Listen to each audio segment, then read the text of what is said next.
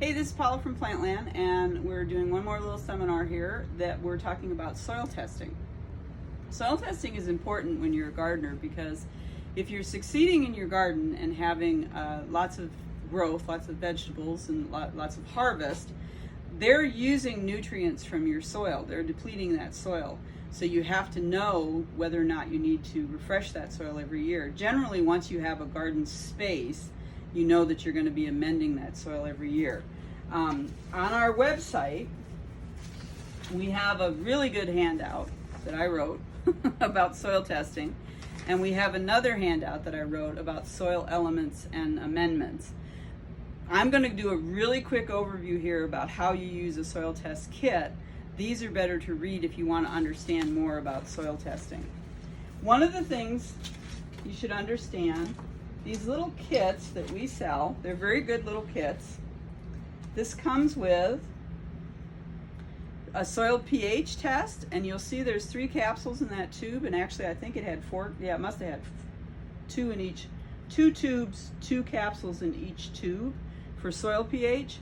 The reason soil pH is so important and why we test for that more than we do the nutrients is because soil pH will really affect how your plants are able to uptake the nutrients that they need. Our water here tends to be alkaline, our soil here tends to be alkaline.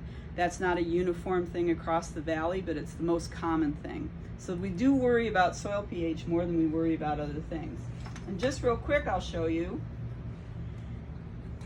This is a soil pH test I just did on some soil from our house, and in order for me to know it was going to turn green, which is alkaline, the darker green on this chart, and I'll talk about this more in a second.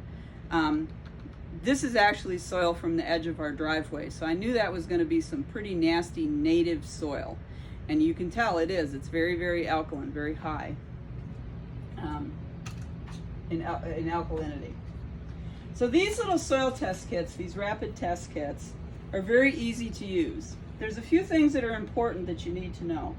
The first thing is that if you're going to do testing for a garden bed, a garden area, what you want to do is get some soil samples from several different locations in that garden bed, and then put them in a baggie, take them and mix them up pretty well, and that's going to give you the overall health of your garden.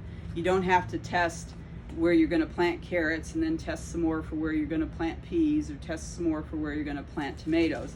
You can just mix up the soil and do a general test. So I've got the soil. This is from a flower bed. These little tubes that come with the kit have lines on them. So the instruction here is to put soil in up to the first line, which is what I've got there. And I just tap it down. And then I'm testing for nitrogen. Sometimes you can get these across. There's plenty of extra powder in these, so don't worry that you have to get every grain of powder. So I'm putting the correct testing agent for nitrogen in there. And then water. We need to talk about water for just a second. You don't want to use your tap water. You don't want to use, even if it's untreated. You want to use distilled water, or what we call DI water. Distilled water is the water that you purchase a gallon of it for, I don't know, it probably sells for $3 or $4 a gallon now, I'm not really sure. It's the stuff that you put in humidifiers, it's the thing that you put in your iron, if anybody still irons anymore. Distilled water is very important because if I used my household water to do this test, the alkalinity of that water would affect these tests. So you want to use water that's neutral. You want to use distilled water. The good news is if you buy that gallon of distilled water and you just put the lid on and keep it someplace, it'll store forever. DI water will keep for a very, very long time and still be usable. So you could do some testing in the spring, you could do some testing again in the fall, and you could use it for a few years hence. So, a little bit of DI water up to the top line.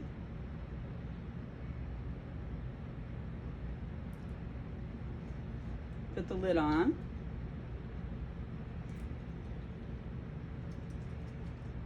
and shake it very vigorously.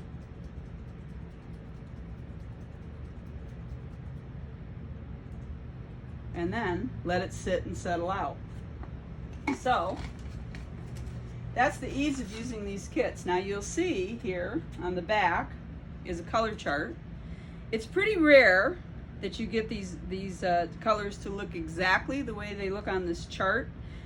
This is a dark green. That's about as dark a green as you're going to see. So you can tell, I think, that it's not quite as dark a green as they're showing on this chart, but we wouldn't consider it this middle green. They're very distinct. If you get these values, pale colors, it's going to tell you that your values aren't very good, that they're very low. The other thing that's good on this, it has good instructions inside the card of how to do this. It's going to repeat everything I just said.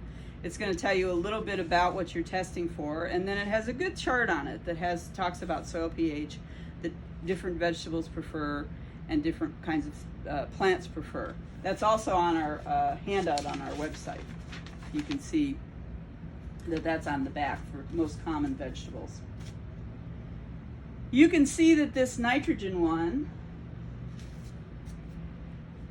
is just barely, is just barely turning the palest of purples. It's not going to get really significantly darker than this. And I'm not surprised to hear that, or to see that, I should say, in this particular flower bed. It's one that's full of some plants that are really vigorous growers. It's got bee balm in it, it's got a lot of bulbs in it, it has a big vine in it. It has some plants that I think of as, it has peonies in it, hostas at one end, some plants I think of as heavy feeders. So they're uptaking most of the nutrients when they're growing. So I'm talking about perennials now, not vegetables. And this is going to be the same thing that would be true in your vegetable garden most of the time. You're going to see the colors that are really pale values to tell you that you need to amend your soil. Amending your soil is a whole nother conversation, so we're not going to talk about that tonight, but I do recommend that you read this handout, and then I do recommend that you look at this chart and read this handout. On the back of this chart, we do a quick quick chart that talks about some of the trace elements that are in our gardens. Generally speaking, we don't worry about those things as home gardeners. That's a very, very fast overview of soil testing. Again, lots of information on our website that you can read about that's pertinent to Montana.